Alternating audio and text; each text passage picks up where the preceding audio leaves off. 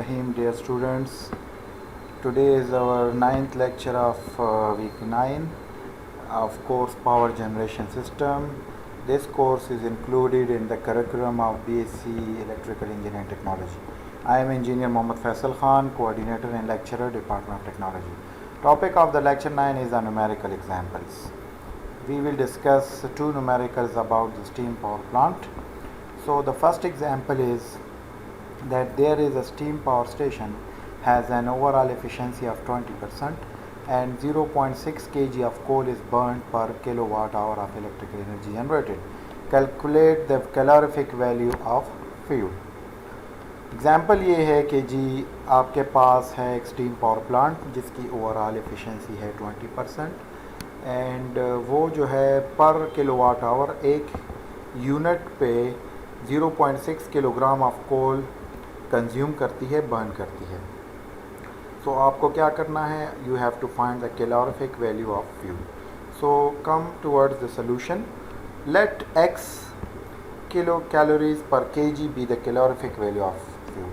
हमने x को consider किया, एक वेरिएबल है x जो कि आपके पास है calorific value of fuel. Now heat produced by 0.6 kg of coal is 0.6x kilo calorie. आपके पास अगर 0.6 kg ऑफ कोल आप बर्न करते हैं तो उसके लिए आपकी जो वैल्यू होगी वो है 0.6x kilo calorie. Now the heat equivalent of 1 kilowatt hour, आपको पता है कि जी 1 किलोवाट आवर की हीट इक्विवेलेंट है 860 kilo calories. The heat equivalent of 1 kilowatt hour is 860 kilocalories. Now the overall efficiency is, इसकी equation है electrical output in heat units divided by heat combustion. Overall efficiency आपके पास 20% है. electrical output in heat unit जो कि 1 kilowatt hour के बराबर है वो 860 है. 860 डिवाइड करेंगे इसको आप 0.6x पे, क्योंकि हीट आप इतना कंबस्ट कर रहे हैं. इस इक्वेशन से अगर आप x की वैल्यू फाइंड करेंगे तो इस x की वैल्यू आ जाएगी 7166.67 किलो कैलोरीज पर केजी. मतलब 1 किलोग्राम कोयला जब आप यूटिलाइज़ करेंगे तो इतनी किलो कैलोरीज एनर्जी आप प्रोड्यूस कर सकते हैं. So this was very simple example. The next example is about the steam power plant or thermal power station. If the thermal station has the following data. Maximum demand जो है आपके पास 20,000 kilowatt है. Load factor is 40%. Boiler efficiency 85%. Turbine efficiency is 90%. Coal combustion is 0.9 kg per kilowatt hour. Cost of 1 ton of coal जो है वो आपके पास ₹300 है. तो आपको क्या करना है, calculate the thermal efficiency and the coal bill per annum. आपको लोड फैक्टर क्या है जी, it is the average load divided by the maximum demand. Load factor is actually a ratio. ये एक रेशो है जो कि आप एवरेज लोड को डिवाइड करते हैं मैक्सिमम डिमांड पे.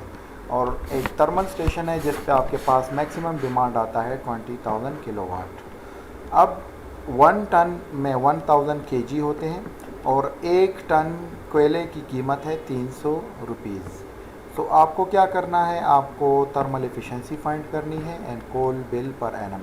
पर ईयर में कितना कोल का बिल आएगा कोयले का, वो आप फाइंड करेंगे.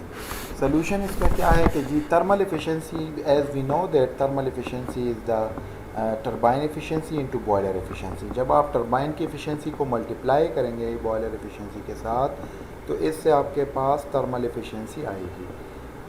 टर्बाइन की एफिशिएंसी है 85% which is equal to 0.85 and the other one is the boiler efficiency जो कि आपके पास है 90%.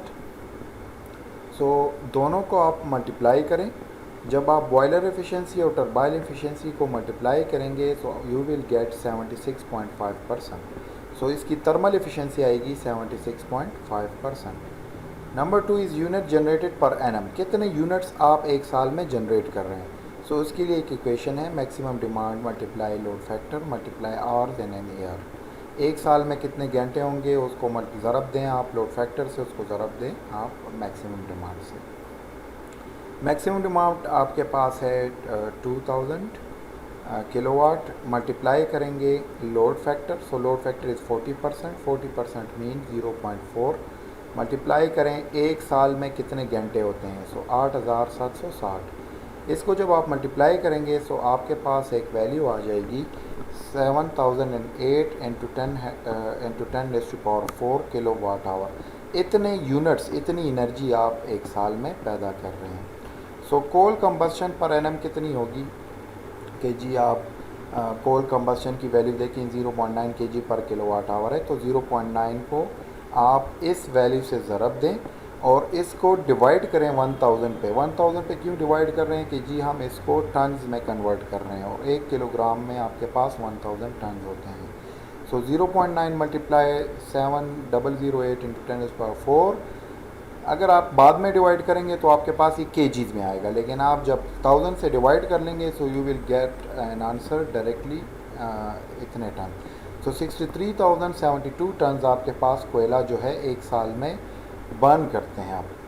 Now the annual you have to find the coal bill per annum. एक साल में कितना कोयला आप यूटिलाइज़ करते हैं, उसका बिल कितना आएगा। तो 1 किलोग्राम जो है, 1 टन जो है, सॉरी, 1 टन कोयला आपके पास जी 300 रुपये का है। ठीक है, यहाँ पर देखें cost of 1 ton of coal is 300, so you will multiply the 300 into this tons, so you will get this answer. आपके पास आंसर क्या आएगा, 1,89,21,600। ये आपके कोयले का ख़र्चा आएगा एक साल में।